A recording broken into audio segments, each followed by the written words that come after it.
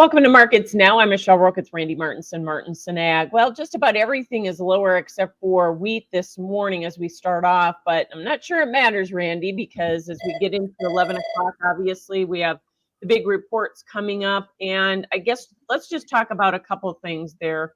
Is it going to be the fringe acres that have the biggest influence on what we get out of that prospective plantings report?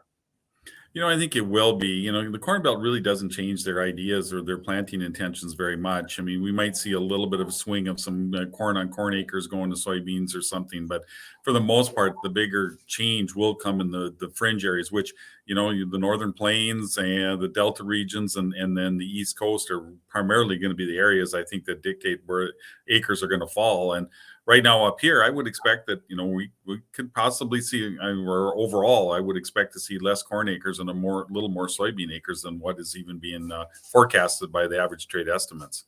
Right. And historically, this has been a big market mover, hasn't it? That and the quarterly stocks. It has been. I mean, last year it's what kind of sent the markets up, and it really helped stage a good recovery there in the spring. So we're hoping to see something along those lines again. But the stocks estimates are likely going to show a lot bigger stocks than anticipated because of the better crops last year, a little bit poorer demand. So right now that is going to be kind of the first thing that people, I think, the traders are going to look at just to see how big our stocks are. Yeah, no doubt. They all play together. And I think the mentality just is we're going to have more supplies of everything, regardless of what we plant, right?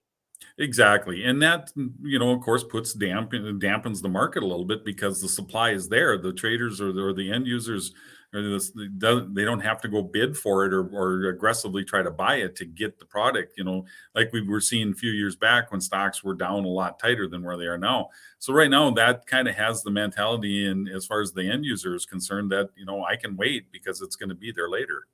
Yeah. So let's start looking ahead, Randy. After the reports, it's going to be really all about weather, isn't it? I think so. I mean, especially when you look at, what's going on. I mean, we got a lot of dry areas across the U.S. right now, just, the northern plains up here in North Dakota, where the northern part of the state is dry, extremely dry. You look at Iowa is dry, Missouri's a little bit dry. They picked up some rains, over this last week, along with southern Minnesota, but wasn't enough to alleviate their dry conditions. So we are going to need good rains yet this spring to be able to get the crops going and to, actually come in with an average crop. No doubt. And there's talk about La Nina, which could mean some dry conditions during the season, right?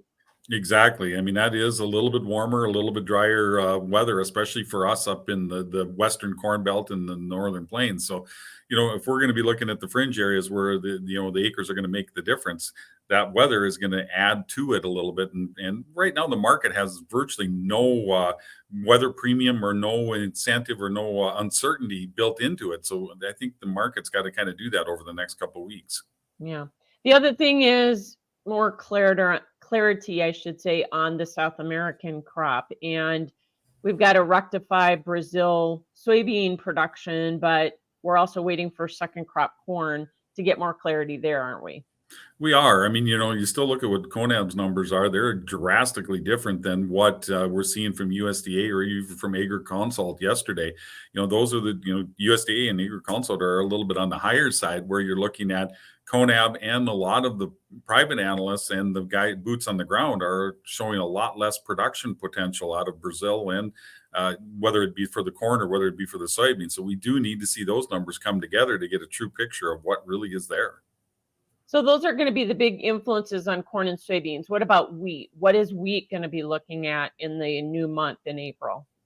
Well, I think the big thing they're going to be looking at is what are planting progress and what crop mix is going to happen as far as the Ukraine and whether or not they're going to be able to continue to ship and export their product. The other part will be looking at whether or not Russia can hold together and produce another 90 million metric ton wheat crop. And that, if they can't, that certainly, if they get back more to a more normal production, which is in that 75 million area, then we could see some extra demand come towards the U.S. Yeah, so far, though, they're predicting a record crop in Russia, aren't they? They are. I think it's the third or fourth year in a row of over 90 million. Yeah, if we believe that or not, I guess. We should also mention the volatility on a day like today is already high because of the reports, but then you've got end of month and end of quarter. And we look at the monthly closes, and soybeans actually had a pretty good month, didn't they? They did. I mean, surprisingly, right now, if we finish where we're at, they're going to be looking at 40 to a 45-cent gain for the month. And they're the only market really that is going to see that strength. And that's really surprising when you look at a 300 million bushel ending stocks estimate that USDA came with, plus, and the fact that we're not seeing strong exports. Going with much demand going to China, pretty much with that being pretty much handled by Brazil. So soybeans really have had a pretty good push, and we're looking at more acres there. So really, we've seen a little bit more fund activity liquidation to help the soybeans more than we have in corn. Yeah, well, maybe there's some that believe that maybe we are not going to get as many acres in this report today as expected, huh?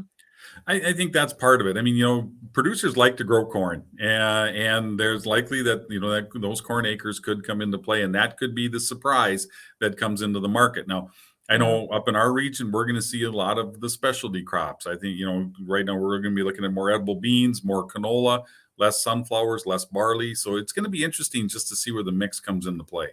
Yeah, and speaking of the monthly closes on wheat, they look to be down. Corn maybe about flat. That's what it looks like. Yeah, it looks like 10 to 30 cent losses as far as the wheat market is concerned, and depending on the exchange. And then for corn, it looks like we're going to be 1 to 2 cents lower. Okay. And of course, we should remind folks that anything could happen today, and these could all be toast by the time we get done with the day. I think uncertainty and volatility are going to be the name of the game today. Yeah. Cattle market, we are seeing a little bit of pressure again there. The market, how much more do we have to go down, do you think, to absorb, the uncertainty that we had not only from the cattle and feed report, but the high path avian influenza story has definitely played a role in that market this week. It has. I mean, I think that was kind of what spooked the market here the other day, which on Tuesday that caused our big sell-off. We did try to see a little recovery on Wednesday, but we're also seeing box beef prices up at some pretty high levels, and whether or not the consumer is going to continue to buy at that level is going to be interesting. Cold storage was friendly. That wasn't enough to overshadow the market, but I think right now they're looking more at what is the consumer going to do, and how are they going to vote with their dollars, and that I think is the big part. We're seeing packers kind of push back a little bit on bringing product in right now. We're seeing record numbers, record prices, but we're seeing a little slower kills. Yeah. So we are off lows already since you and I started talking over in the cattle complex. Live cattle trying to push higher. We tried to do that yesterday. It's going to be kind of a heavy lift, but at least we've kind of held some support areas here, Randy, that we needed to, right?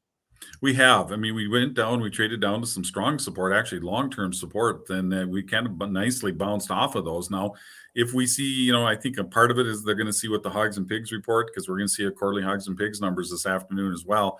If they show expansion or show more supply, I think that could be a little bit negative to the cattle markets, because that'll show hogs might likely see a little bit cheaper product then. But again, they had good exports, and that's helping to support hold those up.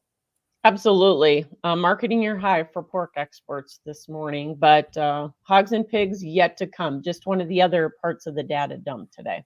All right. Thanks for joining us. Randy Martinson with Martinson Ag. That is Markets Now.